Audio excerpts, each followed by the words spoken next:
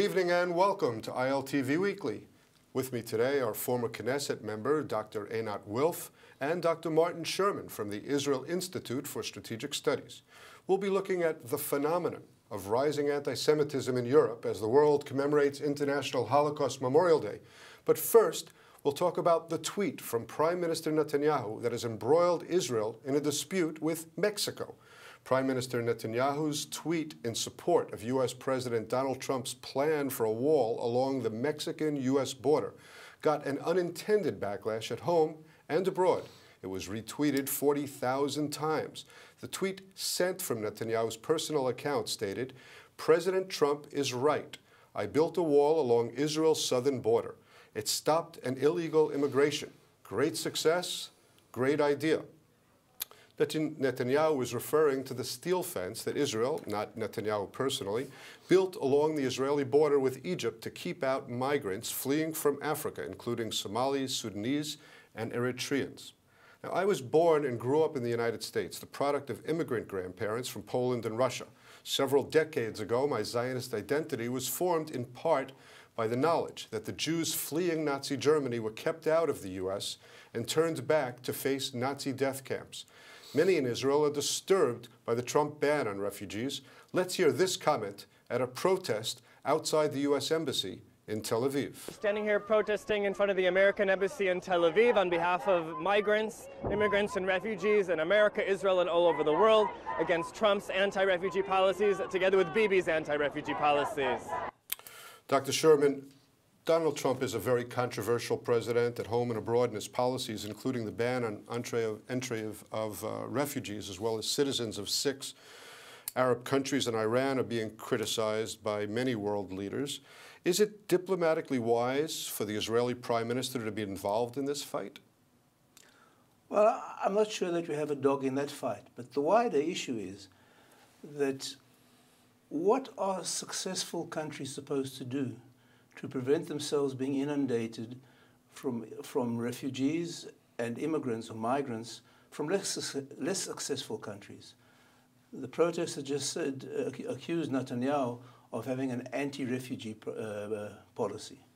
So is he actually suggesting that Israel should let itself be inundated by migrants from Eritrea and Sudan? Is that what he's suggesting? Now, if you look at the problem in the United States, there are basically 2 refugee issues. You have the Latino source of refugees, and you have the emerging Muslim source of refugees. Now, with regard to the Latino refugees, why is there no illegal immigration from Canada? Because Canada is a successful country. Surely the solution must be for Mexico to get its house in order, and so they won't have this incentive to invade the United States with millions and millions of people who eventually become a huge drag on the United States budget, health services, law enforcement services, etc., etc. So it's all very well to be bleeding heart advocate for open borders, but that has repercussions. Like, for instance, the fate of the residents of South Tel Aviv, of the migrants from Africa who, by all reports, have turned their life into hell. So who should the country take care of first? Their own citizens or illegal migrants? And that's the maximum, that's the issue. Now, as far as the Muslim issue goes, there you have a clash between 2 philosophies for configurating society. You either want a society that reflects the values of the United States Constitution, or you want a society that's pushing for values that are reflected in Sharia law. And the Sharia law and the Constitution is just not a Sharia-compliant document. So you have to decide. And unfortunately, taking coercive measures to protect your own population has consequences for other people. But I really don't see what the option is. Einat, I'm sure you may have some comment on what Dr. Sherman had to say, but first I want to read you this comment from Yair Lapid. It is a needless declaration of war on Mexico and Hispanics and a rupture with the Democrats, including the majority of U.S. Jews. It doesn't matter what we think of the wall. Don't we have enough troubles of our own? Is he right? Well, he's definitely right in the sense that why are we intervening? Now, I understand the motivation behind the tweet. Netanyahu wanted to take credit. He wanted to take credit for a policy that he believes was successful in Israel. He wanted to take credit for supposedly inspiring that in President Trump. But personally, I think there was something very rash and as a result also very childish in this desire to take credit without acknowledging the diplomatic repercussions. Personally, I must say I'm quite surprised because Prime Minister Netanyahu is known as a careful man. He's actually not known to run into trouble. That's, I think, one of the reasons he's had staying power in Israel. He's kept us mostly out of trouble here in the country. So why is he being so rash to run into what is clearly still a developing situation? No one really knows what a Trump presidency will bring. It's certainly turning everything upside down. And why is Prime Minister Netanyahu kind of rushing in to take positions where it's not really necessary? It's quite against his character, I must say. Well, Dr. Sherman, Dan Shapiro, who was until recent days the U.S. ambassador in Israel, has an idea of why he thinks that Netanyahu tweeted. He said, hard to explain this intervention on a hotly debated issue in domestic U.S. politics, unless this endorsement is Trump's demand for Netanyahu for something that Netanyahu wants. Looks to me like Trump is already squeezing Netanyahu hard, the art of the deal. Do you believe that Trump? Well, that sounds a bit conspiratorial to me.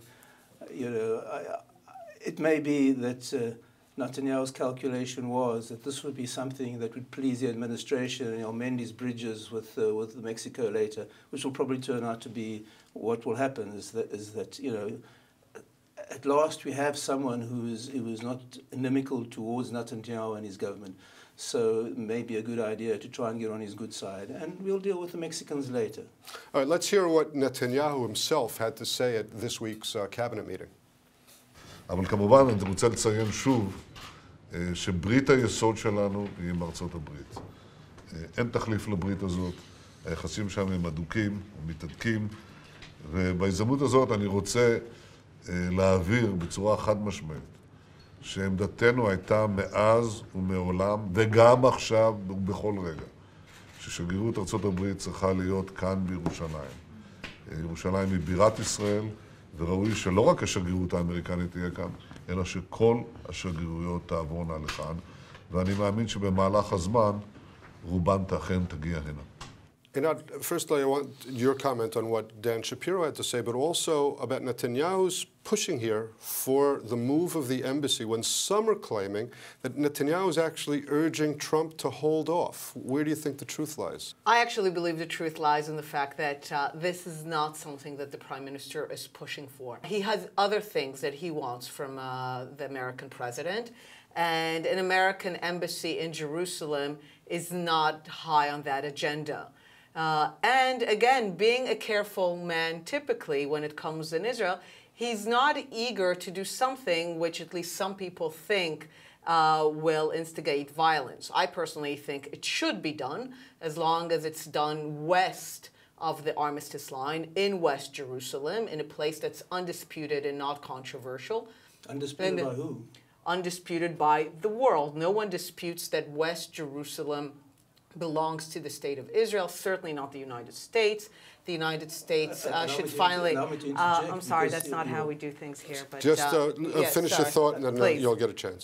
So as long as it's done in this way, I think this will be correcting what has been a wrong U.S. policy of holding the future of East Jerusalem hostage to that of West Jerusalem. But again, I have no doubt that the truth lies with the fact that the Prime Minister himself, he has to portray himself as someone who's interested in an embassy in Jerusalem. He's the man who politically climbed on the issue of Jerusalem, blaming that the left would divide Jerusalem. Personally, having lived in Jerusalem, dividing the city is the best thing that could happen to it, and unifying it was the worst thing that happened to it. But he has to say it publicly, but in terms of his agenda and his priorities, this is not really something that he needs from the American president. There are other things that he actually needs. Dr. Sherman. Well, first of all, I must commend Anat on her position for moving the embassy to West Jerusalem. Two questions. If it's undisputed, why aren't the other countries, all the other countries, moving their embassies to Jerusalem? Because it's not happening precisely because it is disputed, as Moshe Amiram said last week, sitting in this very chair. So, you know, I'm very glad to hear that this is her position. But I'm rather dismayed to hear that she wants to establish a mega Gaza within mortar range of our embassy, of our parliament, because that's precisely what will happen if we divide the city, if we withdraw our control over the eastern parts of Jerusalem. What happened in Gaza will happen in East Jerusalem, and we'll have a Gaza situation within mortar range of the parliament. All right, well, we're not going to make a decision about Jerusalem today, so we'll go on to another issue. International Holocaust Day. I was away from my desk last week attending the ceremony for the International Remembrance Day at the European Parliament in Brussels. What was particularly startling to me at the gathering was that all of the speakers related to a dramatic rise in anti-Semitism in Europe. Here are a few comments. Tony Blair, you chose to come to Holocaust Memorial Day here at the European Parliament. And you also spoke in your speech about rising anti-Semitism in Europe. Could you tell us about that? It's obviously very important we remember the Holocaust, but it's particularly important we remember it at a time when anti-Semitism is on the rise in Europe today, where you have Jewish people leaving Europe. And this is a matter of not just sadness to people like myself, but it's a call to action to make sure that we defeat the challenge of anti-Semitism, of hatred and prejudice everywhere. And today is the right day to express these words and to commit to act upon them. Yes, we are very concerned because for the first time we see the conglomeration of ultra-right, ultra-left and Islamic radicalism together. And as I told, the uniting factor of this conglomeration is one thing, the Jews. And we have to change our attitude to the new phenomena. Those two gentlemen, very influential men, were both referring to the not only to the predominantly Muslim, left-wing, Israel-hating type of anti-Semitism, but they were also noting the rise in right-wing Nazi-like anti-Semitism in Europe. Is there a cause for concern? Absolutely. The rise of anti-Semitism throughout history always reflects crises in the societies that are doing the hating.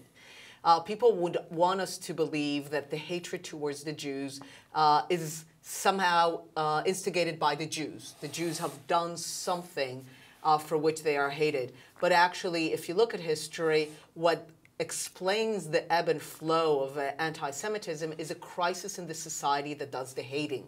And whenever the society is in deep crisis, a crisis of identity, added by economic, political crises, crises mostly of uncertainty. When there's a crisis of uncertainty, there's no greater certainty in this world than the Jews did it.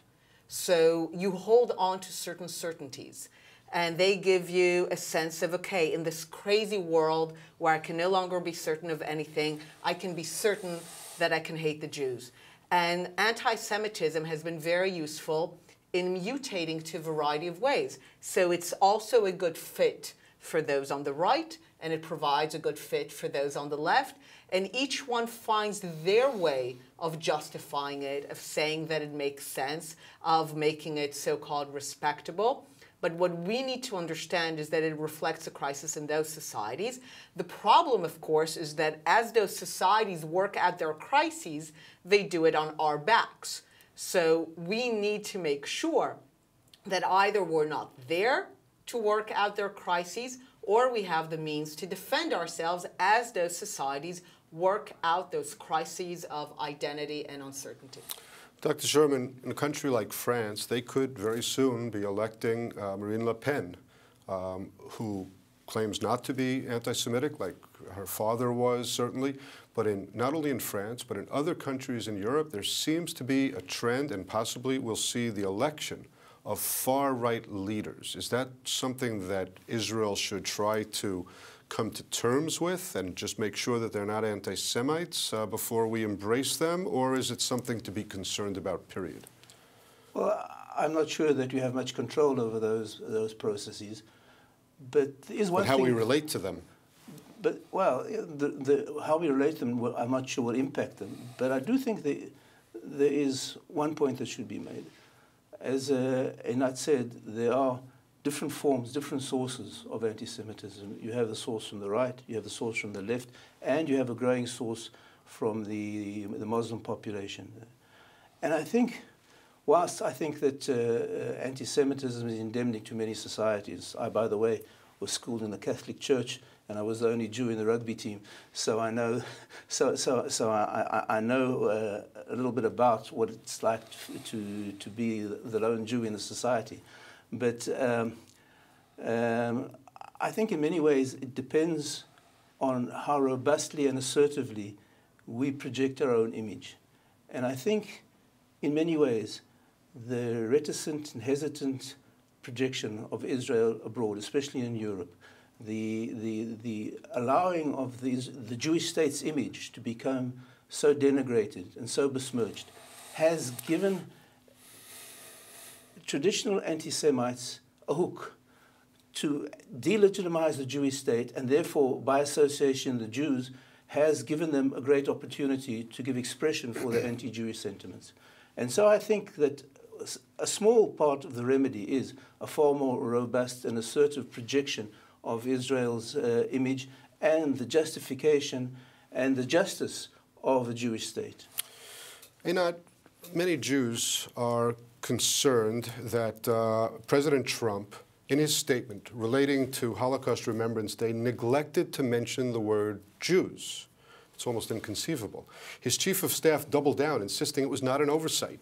He noted that Trump has Jewish family members and says that Jews were not mentioned because Jews were not the only group targeted. Former vice presidential candidate Tim Kaine said Trump's statement's Jewish omission is a form of Holocaust denial. What do you make of this?